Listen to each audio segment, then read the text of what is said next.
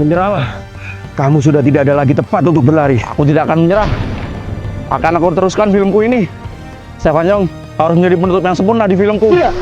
Aku yakin ayahmu tidak berharap ending yang seperti itu. Dia pasti berharap di endingnya kamu sebagai anaknya akan bertanggung jawab atas semua perbuatan. Diam. Dendam bapakku harus terbalaskan. Ayahmu pasti tidak pernah menginginkan hal itu terjadi, Gung. Bos, kemarilah bos. Ini semua salah bos.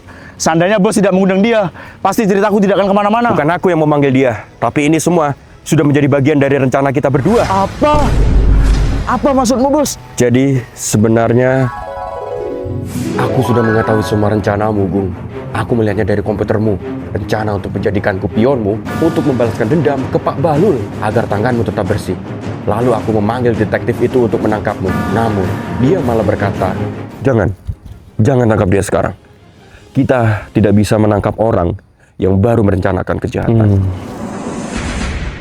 Akhirnya aku menuruti perkataannya. Namun untuk berjaga-jaga, dia selalu membuntuti kita berdua agar bisa menolong bila sesuatu terjadi kepadaku karena ulahmu.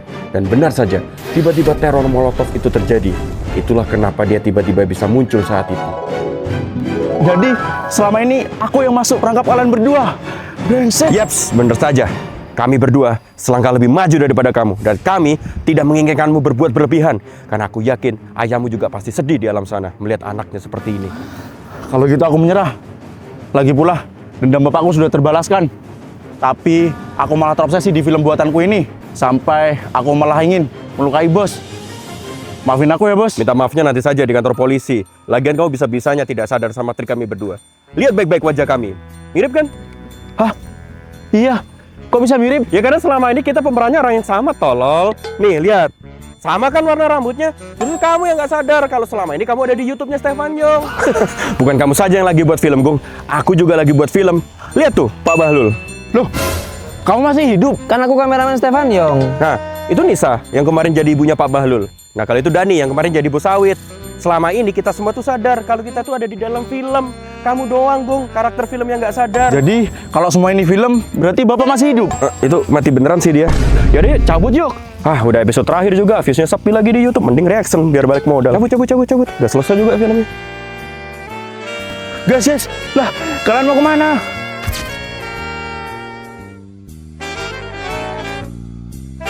Menjadi orang baik karena dia pelaku agar tidak dicurigai oleh orang-orang lain. Kak gitu. Kata tuh gak tau kata. Harusnya gitu ya. Ada lawang-lawang. Kata di mana? Jangan gegabah. Belum. Aku udah tahu siapa kamu. Belum di action. Action. Ketawa. Kamera. Jadi gak gak jadi. Ketawa, Gung. Satu-satunya yang nggak sadar kalau kecuali Bukan malaikat tanpa dosa, tapi aku menolak kebiasaan. Kenapa? Istri tak Bagi iPhone tiap hari. Bukan aku.